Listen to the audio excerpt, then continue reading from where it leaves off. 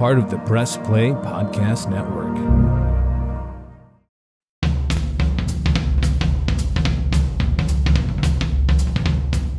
Hi everyone, and welcome to Producing While Asian. This is Don Mike, your host, and today's conversation is with my good friend Amanda L. Andrei.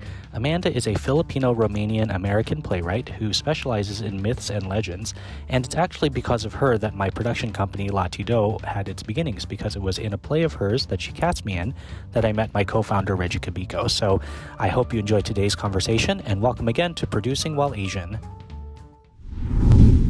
So welcome to Producing While Asian, Amanda. It's so good to have you here and to just see you so often online in the recent past. Yeah.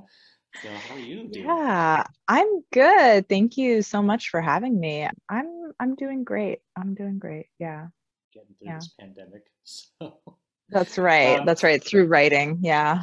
Through writing. And that's what we're here to talk about. It's, I've wanted to have just a really diverse group of Asian AAPI identifying people on this podcast, and having you was really important to me because there's a lot that's happened in my life that wouldn't have happened if you and I hadn't met. So I want to shout you out from the rooftops and tell the world about you. So I'm so glad you're here. So I'm just gonna let you take it away. So tell our audience a little bit about who Amanda L. Andrei is, how you got to where you are in your career.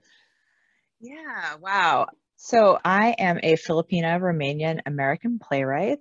I am originally from the Virginia, DC area, and about 4 years ago, moved out to LA to kind of really start pursuing playwriting and writing and an artistic career, like more professionally and more seriously.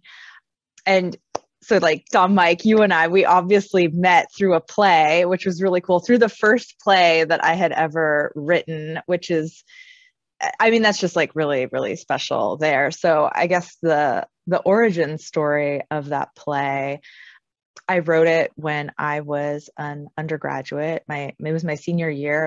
I was at William and Mary in Williamsburg, and it was just this play featuring like a Filipino family in the southern Philippines, kind of during the World War II era.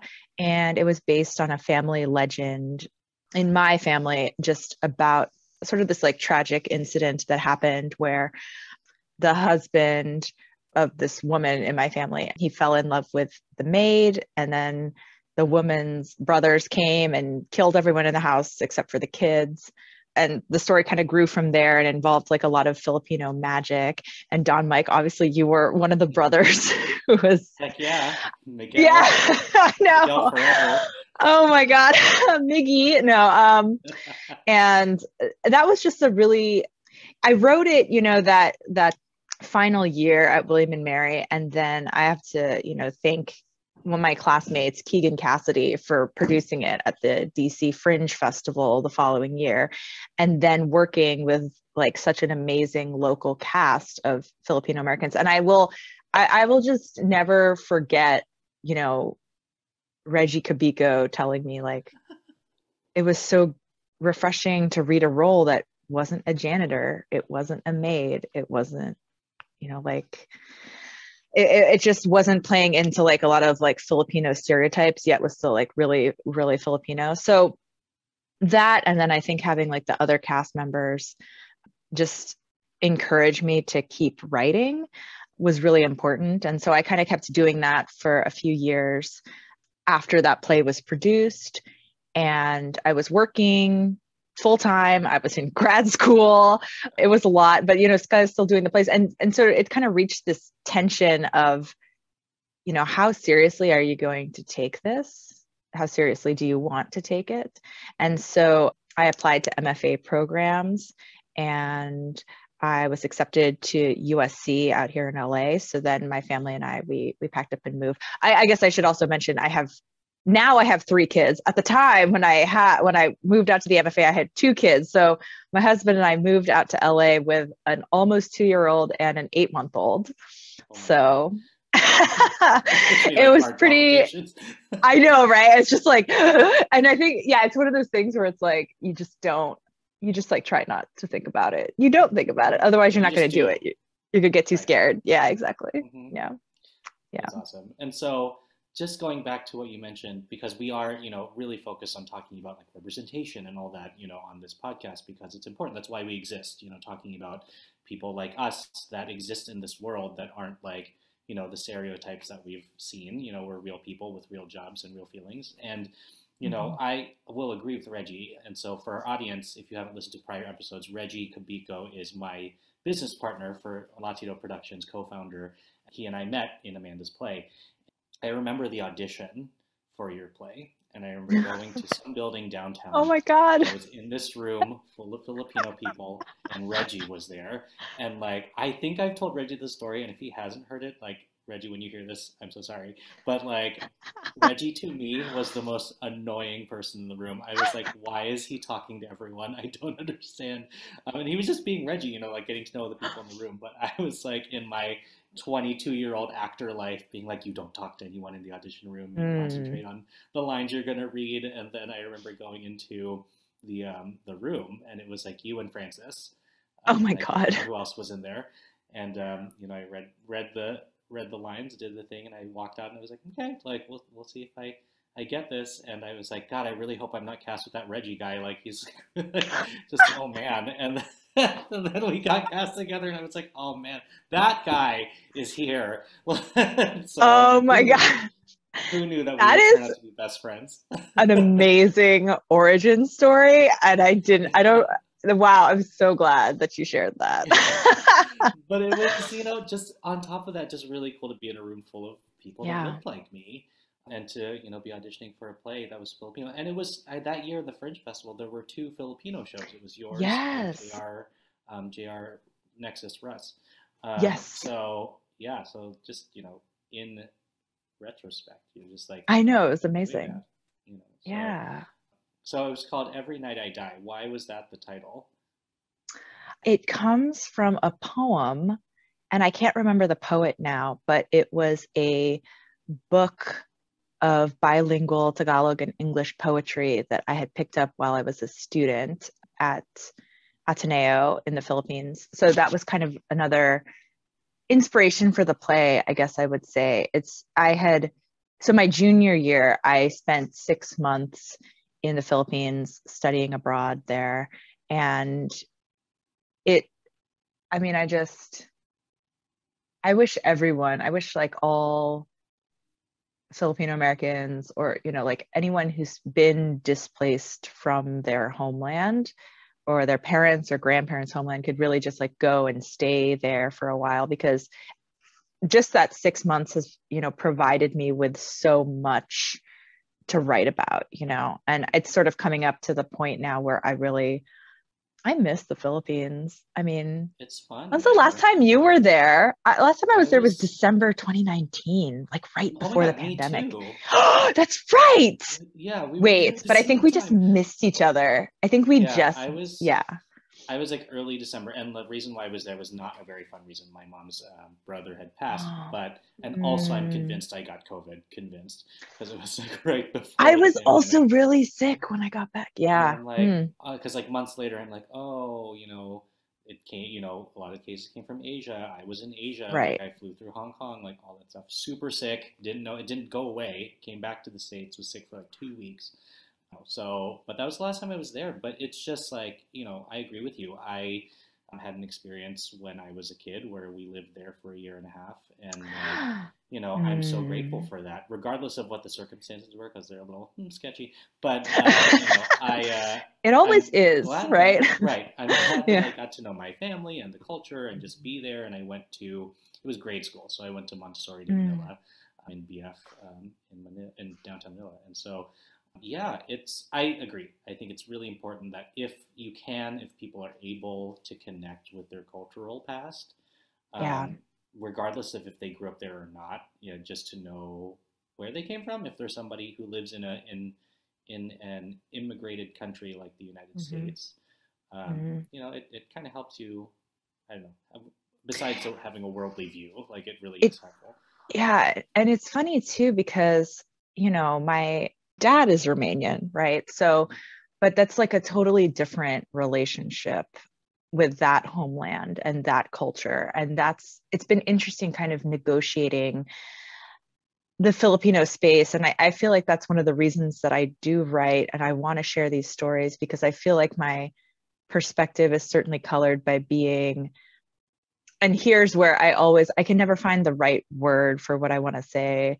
Some people like saying hapa, some people like saying mixed. I sometimes say mestiza or multiracial, but it's an experience that's like the same and different. My parents met in Romania, so that also feels particularly special to me. Like there's a whole untold story about Filipinos in the 60s, 70s, like traveling all over the world. And like one of the places they went was Eastern Europe, and then, came over here. My mom and dad came over to the States. And I feel like when I go to, there's something about going to the Philippines that definitely feels like kind of more homey and more, you like get off the plane in Ninoy Aquino Airport and you could like smell the bananas and like roasting chickens and the sweat. Yeah. Like the Philippines. And you get off and you and it usually just get there in the early morning and you just hear roosters and you're yes. And like everyone claps when the plane lands and it's just like everyone's so happy to be home. It's just like it's such a good feeling. And I've been like a couple times, like the first time when I was 4, and then most recently December 2019, but that was only like 10 days, which is not enough. But then like going to Romania, it was like I've only been there once, and it was such a different experience to be like, I'm Romanian, but I definitely don't look like anyone walking around in the streets. Whereas like in the Philippines, it was like the first time I was like walking around, I was like, oh man, like everyone's brown. Like I'm actually kind of lighter than most folks. But then it's like such a range too of like of the skin colors. I don't know. I feel like I'm thinking about colorism a lot. It's also like a big thing in our community. So it's very real. I mean, like especially in the Asian community, like colorism is huge. Like there's that play, I think it's called White Pearl, and it's literally about that and skin whitening products. Such a good show because like it's like the conference room of executives that are in charge of this product are all different Asian cultures, and so it's conversations between like East Asian and South Asian and Southeast Asian, and it was an incredible play. I saw it at Studio Theater in DC, so I do hope to see that one again. But free publicity for that play right now. But so it's pervasive because you go and when you're in the Philippines, there's big ass billboards that are like, buy this skin whitening lotion, like look like whatever, and it's and it's just natural there. It's not something that's looked down upon because it's so ingrained, and like the colonial mindset is so part of the culture that people don't even think about it. And so, Looking for new insights on the Cleveland sports scene with a unique side of Cleveland sports history? Then you found the perfect podcast. I'm John Sable. And I'm Scott Sable, and we're hosts of the Sable Brothers on the Baseline podcast, a podcast about Cleveland sports, but not your typical podcast about the land's sports teams. Join us as we embark on a journey of sharing a unique and historical side of Cleveland sports history with the help of some former Cleveland sports stars and other historical figures. All right here on the Sable Brothers on the Baseline podcast, part of the Press Play Podcast Network. Hi, this is Amanda L. Andrei, and you're watching Producing While Asian. So on that, I know that's definitely, something you've now said is part of your writing. What made you want to go down the kind of myths and legends and folk tales route in both of your cultures, in Romania and Philippines? What kind of drew you down that path? Yeah, I think while I was studying abroad, the spirituality in the Philippines was very strong.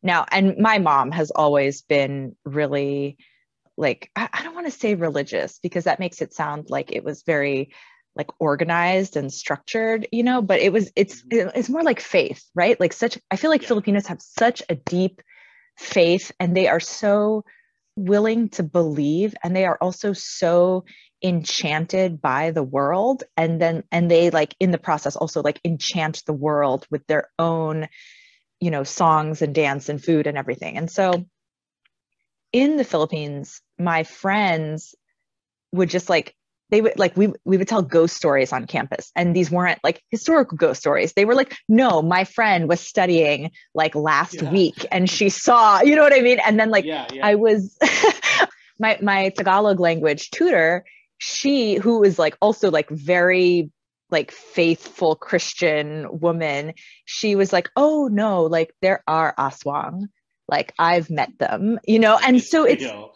It's real, yeah. And it's like, yeah, they're by the gas station, do you know what I mean? It's very it's so it's like, I feel like in the States it's like more compartmentalized, and it's like it's in our media, or it's like an old urban legend, but in the Philippines it's like right there. I agree. It's like more present, like in the Philippines. I feel like in America it's more like a gimmick, right? It's like, oh, we have ghosts and stuff to scare you, like not because it's like, oh, dead grandma's ghost literally lives in the room next door and she'll whisper to you at night while you're sleeping. Oh my god, I know.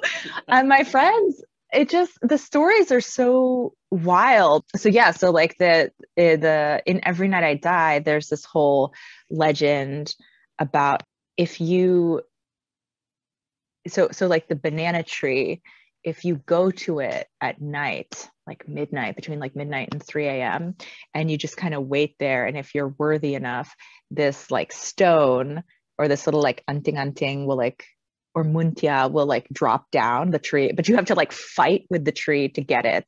And then once you get it, you can like eat it, and then you have, or swallow it, and it lives inside you, and then you have these powers. So that was like a story that my friends were just like telling me as we're like hiking or whatever. And that really just captured me. And it's so different, you know, it's so different so now, because like now every time I see a banana tree, like here in LA, or like if I'm visiting anywhere else, I'm like, there's a stone inside. You know, I was like, if I come here at 3 a.m. I'm a fight this tree. I'm gonna fight this tree, right? Yeah. I'm gonna get some more some more juice. Yeah. That's amazing. So, yeah, I know. That's cool. It's you know, it's always fascinating to hear like where people's artistic influence and what their muse is, and so to know where that came from for you. And so I know that afterwards then you worked on several other projects, and there was one project that involved Romanian myths and Romanian stories. So talk to us a little bit about that project. Yeah, so that was my play Lena Passes By, and it is about this super woman, super powered heroine named Lena Bala, and she is Filipina and Romanian. And in this Romanian play, she goes to her father's homeland of Romania to get a magical ingredient for him because he is sick and dying. And it's like kind of a traditional fairy tale structure, and she meets these Romanian fairy tale creatures along the way, like this woodpecker woman. She meets her in an Orthodox church, and then kind of this, his name is Diavol, which means like demon or devil in Romanian, but he's also kind of like a wolf man, because like werewolves, they also, I don't want to say like originated in Romania, but there's like a strong sense of the werewolf in Romania. And I have thoughts on that. I think that's from like the original peoples of that land, the Dacians, and then like with the Romans, when the Romans came and like conquered them, and like wolves were strong in both cultures. And I think the pain and the trauma of the conquest kind of gave birth to this monster of the werewolf, or like the pricolici in Romania. So it's full of Romanian folklore, and it was inspired, actually, that play was inspired by reading my mom's letters. I have a bunch of her letters and photographs from her time in Romania and kind of like all over when she was like traveling between the Philippines and Eastern Europe. And there's like a lot of pain in the letters, and they're old. They're like 40 or 50 years old, but kind of just talking about what she was going through while she was with my dad, because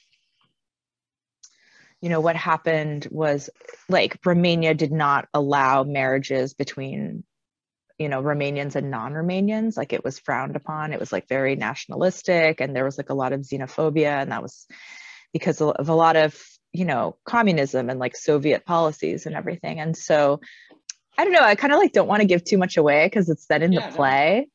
But it's like, so like whoever's listening, just like reach out. We could talk about the play, or like it's available on like New Play Exchange. We'll talk about that more later. But yeah, I think for me, a lot of the time too, folklore and myth and the supernatural is a way to access a lot of the intergenerational like pain and trauma, but also just kind of the liminal space like that we live in as like shapeshifters, right? Like, I'm willing to say that as someone who is like multiracial, mixed, mestiza, that I kind of shapeshift depending on the context that I'm in. And I would say that's probably true for a lot of Filipinos too, because we have that same trauma of conquest, Right. It falls into like the idea of like code switching, Yeah. like in terms of when you speak, like, I do it all the time, like in terms of like, if I'm around my family versus if I'm around Filipinos versus if I'm around like Americans or just other people of color, it's like it's weird because you don't really think about it until you think about it, and you're like, oh yeah, like I do that because you're trying to assimilate in a way and not be othered in those situations. So speaking of that, as a female identifying playwright who is BIPOC, with immigrant parents, tell us a little bit about some struggles you might have faced in your experience, just trying to make your name and trying to make yourself known in this community, which, it's been said in past interviews that, the theatrical industry and entertainment industry is very white male led. And even if you're gay, you're usually still a white male. So, talk to us a little bit about, kind of you're navigating that as a playwright. Yeah, wow. I think I'll probably like the main thing that came to mind has been being a parent and in this industry, being a mom of 3 small kids. And yeah, it's difficult because you just have less time than everyone else, but also it's like, I want a family, and so it's like, what's this balance? There is no balance. That's the funny thing, because people ask me, they're like how do you do it, like how do you balance it? And I'm just like, I don't. Nah. So it's been a struggle. I mean, that makes it sound like it's like really difficult. It's not. I know it's not. Yeah, exactly. It's just like it's what it is, right? It's one of those, it's again, like you try not to think about it too much. You can look back at it, but because theater, it goes late, right? So like oftentimes I would not see my kids at like bedtime or dinner, or like I'm writing and they come in with something, they want to do something and they interrupt like my concentration. And I think at the same time, they've really, it's because of them that it kind of like kickstarted me into being like, yeah, I want to do playwriting, because I was like, I don't have a lot of time, even though we all have the same amount of time, but I was like, now I have less time. But they kind of like structured me. They were like, here's the schedule. And I found ways to like make the writing and like make the other work like fit in there. And then they've also just given me like a lot of like good content. I've written like a TYA play, like a theater for young audiences play, about how to explain to my daughter that her Lola, like my mom, passed away, right? And how can she reconnect with her Lola, even though her Lola is like no longer here on earth and stuff. And then I also went through some pretty bad like postpartum anxiety after my first kid. And it's just like, I don't know, man. Like it's like, I don't know I'm still figuring it out, right? Like that's one of the questions for me. It's like, how can we use theater to support stories of those parents who may have gone through like difficult birthing experiences, and just like kind of like what happens to your body, and then also the way that the medical industry and like corporations treat birthing people. Like it's just really, it's a lot. There's a lot there. So that's that, like I write a little bit about that as well in plays, and I've like written that in some essays. But it's hard when we are in this industry that's always telling us to like go, go, go. And I don't know, I think being female identifying and what that means to me, it means like listening to my body, like when it's that time of the month, I need to take a nap. You know what I mean? And it's like, I can't go, go, go. And then it's like, when I'm pregnant, I just can't do as much stuff. And just trying to, you know, maybe not necessarily like mold myself to the system, but carve out my own space and try to make the system work around me. But yeah, it's like it's not that easy. idea of like getting in and like changing it from the inside, right? Yeah. You know, it's kind of like why I became a producer. I was like, Yeah. I like performing, I like all of that, but like things won't change unless, you know, people like me make a concerted effort to get a seat at the table. You know, like Yes. we won't have stories of Filipino people or Filipino Romanian people if you aren't at that table. You know, and just to inspire others to get a seat and start talking about it. So no, now, I love that because it's also like we all help each other, right? Like, like you're producing, and it's like, oh, it's like a perfect relationship, and like you're acting, you know, or like, so playwrights need actors, playwrights need producers, like we all need each other in that way. Yeah. And there may be some exciting stuff next for us, you know, that we've been kind of starting to talk about, and you know, we'll see. But and it just takes connection, you know, and I think that that idea of community, like building community and support, and that can happen anywhere. So like if you write a play, you know, you attract the team, and then the team attracts the actors, and all of a sudden you have this community of people that now are all connected and hopefully continue the like pattern and the path. Because I just love the idea that like my plays are making like little barcadas, you know, because that's what I see, like, you know, with you and Reggie did, you know, the fact that you guys met and then like went off. I mean, that's kind of what I love about the plays. That's sort of like a hidden effect that we don't really see. So it's interesting because there's a lot of people that judge the arts that don't realize that that's kind of what the arts does. You know, it's like the arts brings people together, it builds community, it creates empathy, you know, all that stuff. And so there's just, you know, muggles who are like, we're just gonna cut arts funding, and like arts aren't that important. It's like, no, it's so important because it's like the human condition. Like, but I can go on and on about that. And so I think it's just it's important. And definitely. So speaking of, you know, being a self-made playwright and all of your experiences in the past, and you've gone through some excellent programs and like super well accomplished. Where have you fallen on a scale of 1 to producer? Because producers are different in every industry, in every field, in every sub part of our entertainment industry. You know, some people have it to different degrees. So where do you fall? Because I know you definitely have those conversations trying to get your work seen and produced. So where would you consider yourself on that spectrum? That's so funny. I don't know. I want to say like 3.5 or like 4 or something. And I think it's funny because I guess I didn't realize that like a bunch of work that I was doing would be considered producing. I just sort of like fell into it naturally with like trying to work like with the producers or something. I'd be like, oh, can I bring this, or can I contact someone for you? Or I should like bump up the score a bit too, because it's like right now I'm working with this Denver-based group called Bucharest Inside the Beltway, and I sort of like created this like virtual residency, and we're like virtually producing a showcase of their plays. And it's just funny because I'm just kind of like, this is just what you do. And I haven't thought of myself as a producer.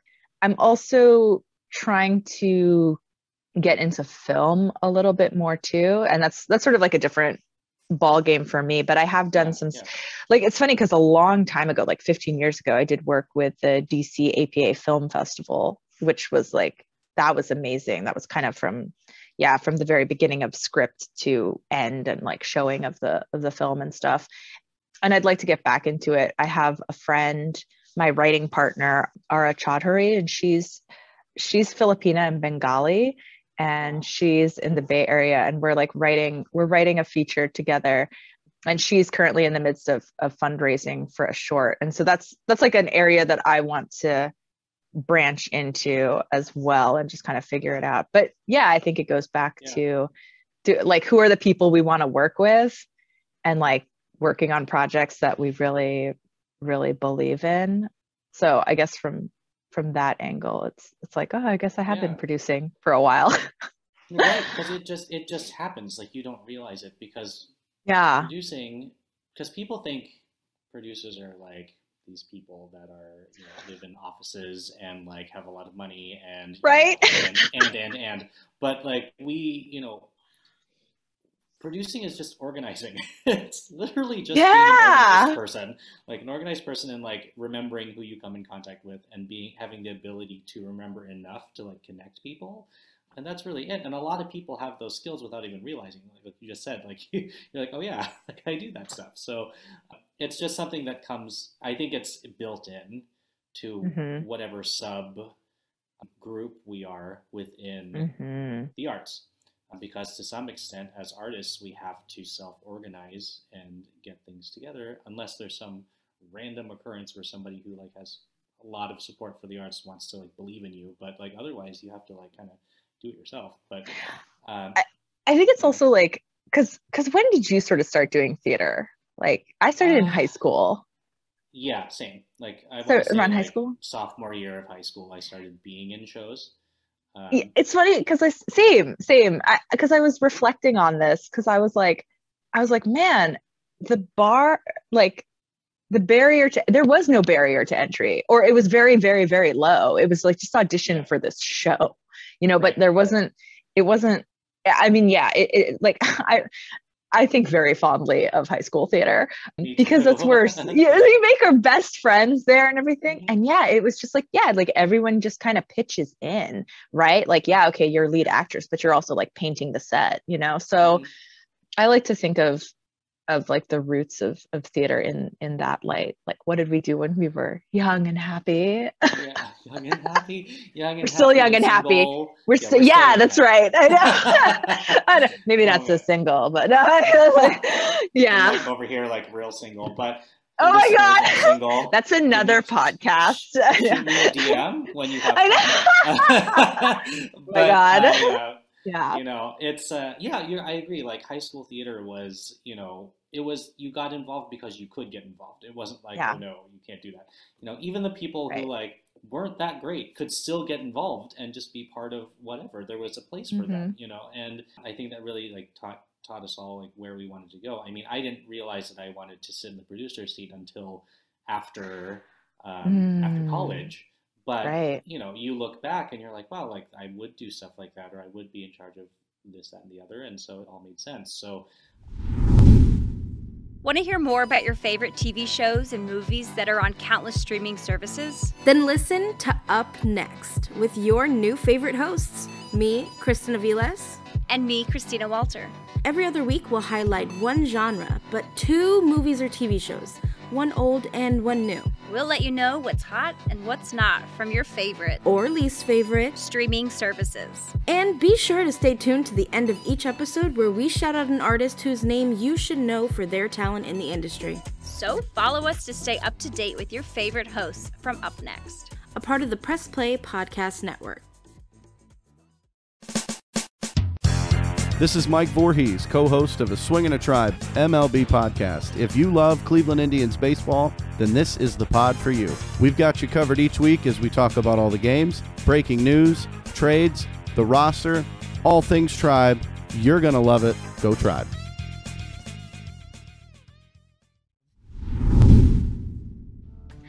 Hi, this is Amanda L. Andrei, and you're watching Producing While Asian. So was it in college where your writing identity came out more, or was it also in high school that you're like, oh, I should write shows, Ooh, what made you kind of make the hop? That's a great question. I like to think that ink runs through my blood because my mom was a journalist. Yeah, and your family too. You also come from like a media kind of family. Yeah, my mom was a journalist, and so I grew up around writing. And I think I started, it's cool now also, like just like watching my daughter, because my daughter is 6 years old and she makes her own books and like comics and stuff, and she's like learning how to write, and it's like watching her, I'm like, oh yeah, I'm like reminded I was doing similar stuff when I was a kid, because there were just so many books in our house and my mom was always writing. And so writing came at such an early age for me.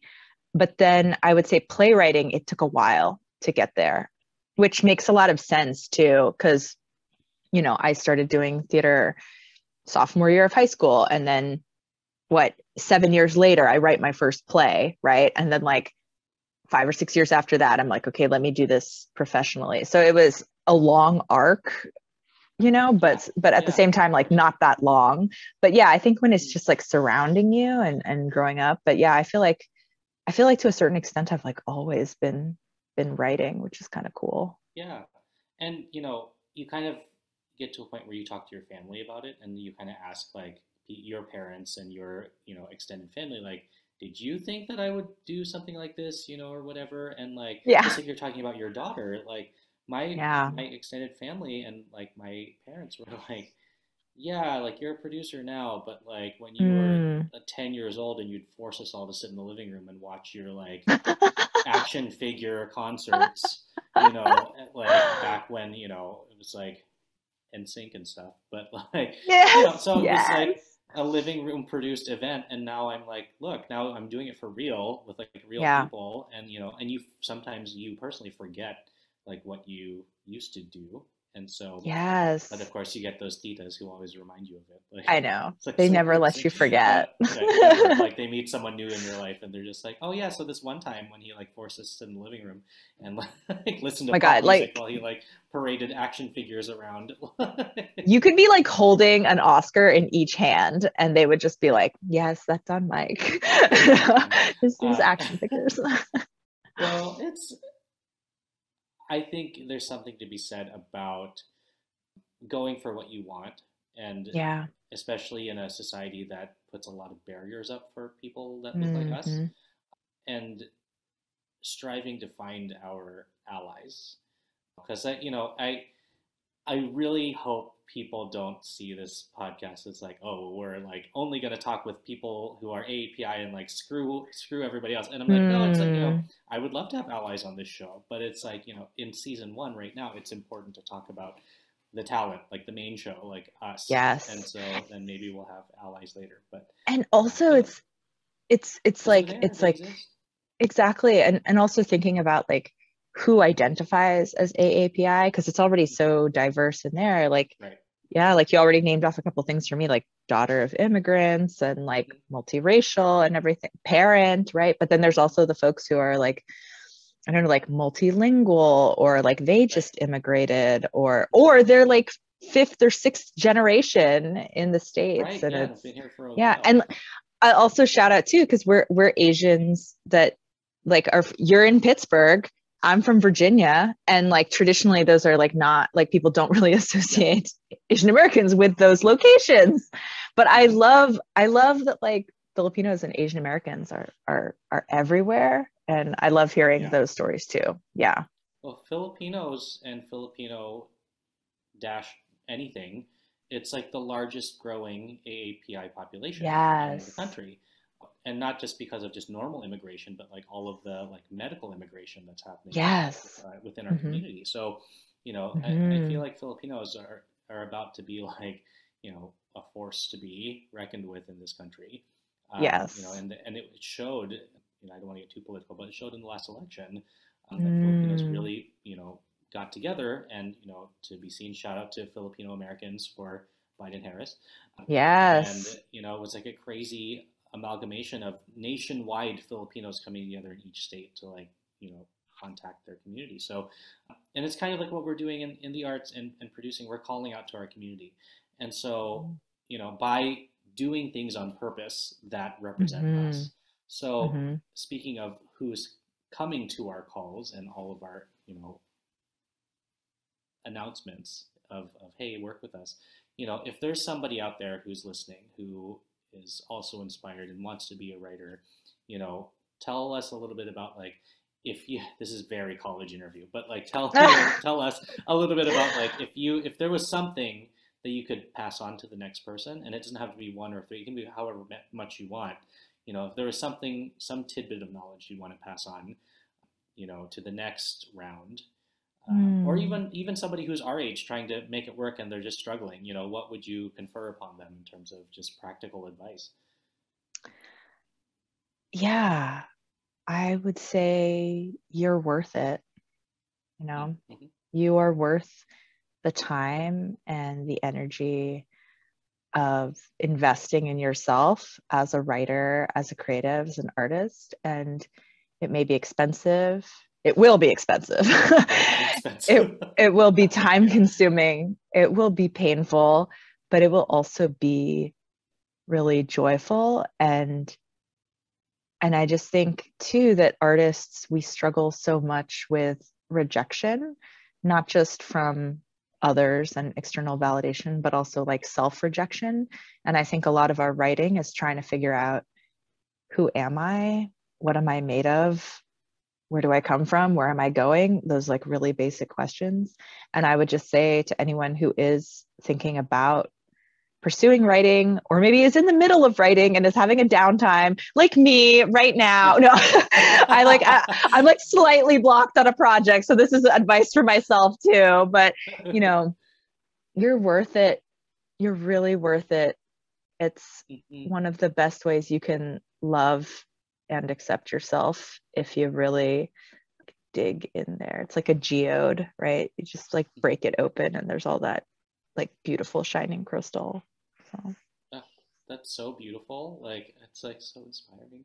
You're worth it, Don Mike, and listeners. You're worth it, Amanda. Yes, you're all worth it. It's so worth it. But you're right, though. You have to believe in that to keep going. Because if you don't, you'll discourage yourself from doing things. And you know, I think, you know, not being afraid of no either is the other part of it. Like I used to think of no as failure. No to me is like, okay, choose another option.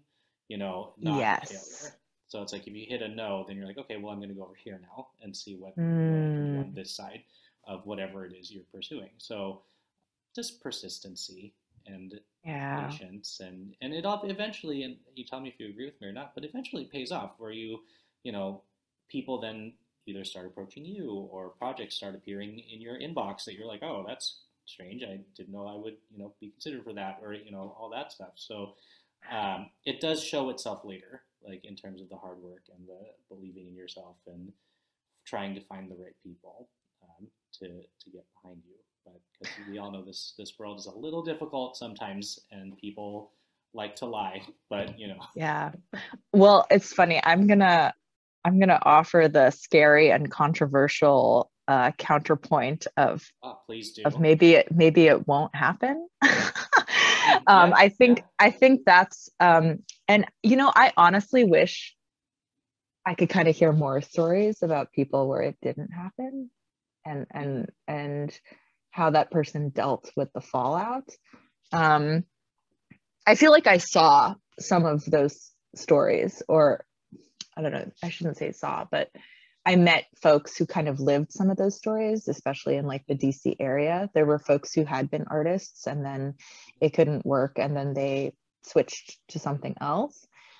And it's funny, I had sort of like an existential crisis thinking about this, like thinking about it, what if it doesn't work out? Because there's like a concept, I think it's called like survivor bias, that it's like, oh, well, if this thing survived, it must have been good, right? And there are like examples of this.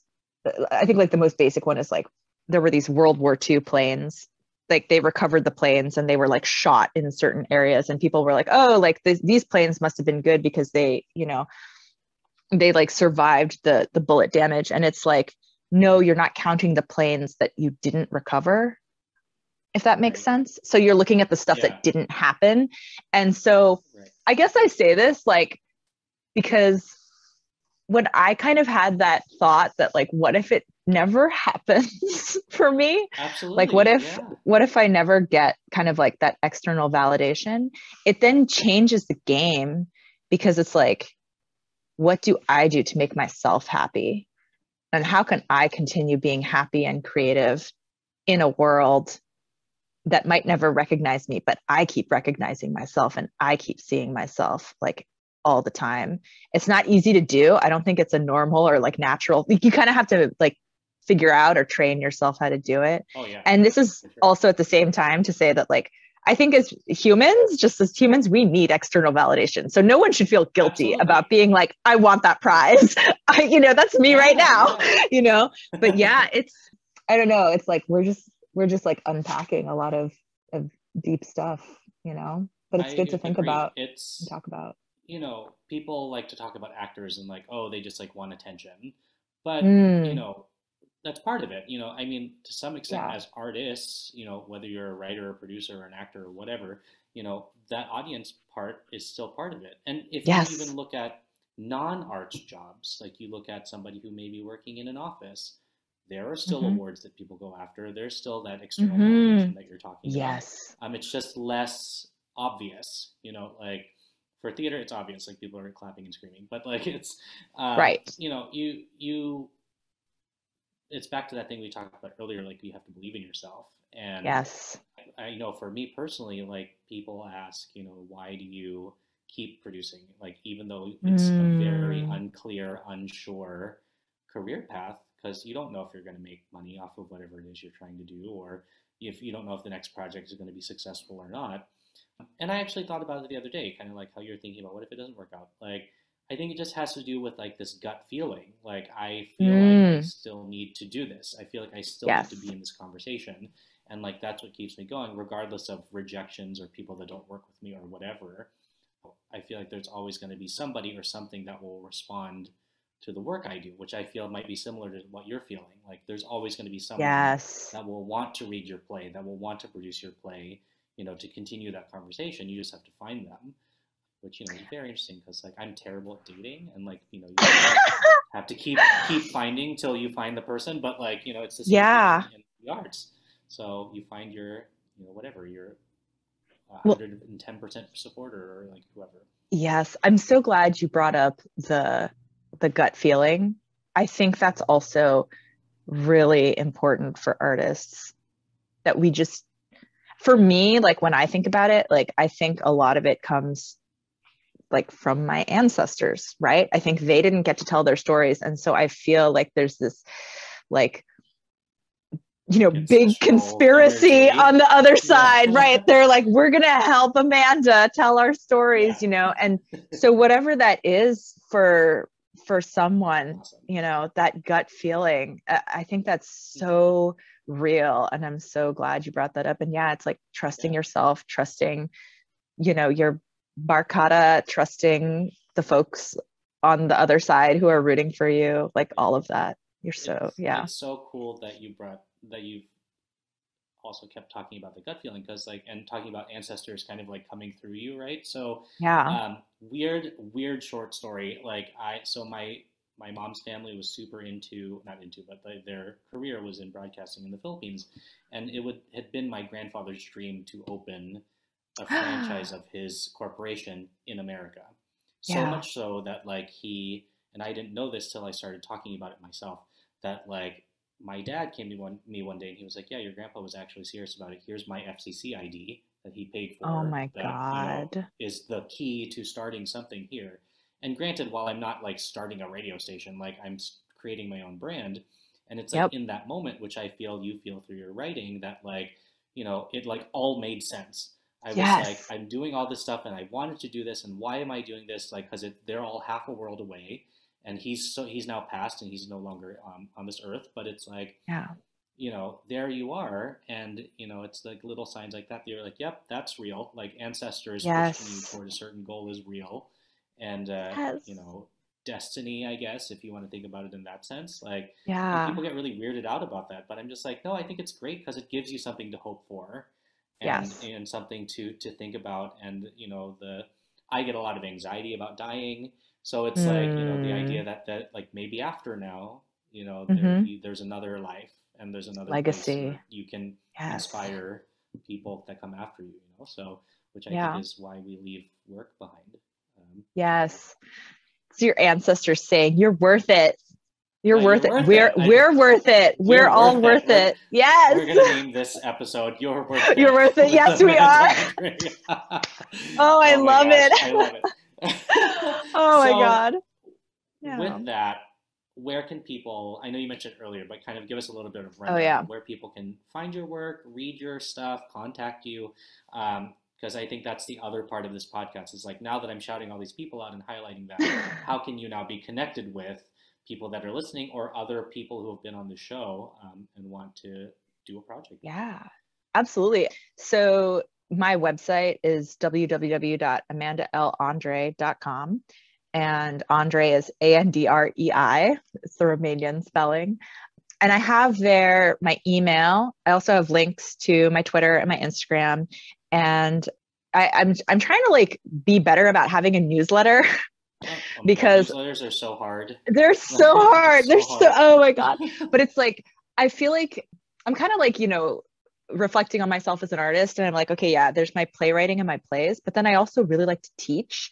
I really like to do like generative writing workshops. And so I'm going to try and like start mentioning those offerings like in my newsletter and like to a certain extent like on my Instagram. But like I love talking to people on Twitter. I love looking at people's Instagram stories, so that's definitely like a good way.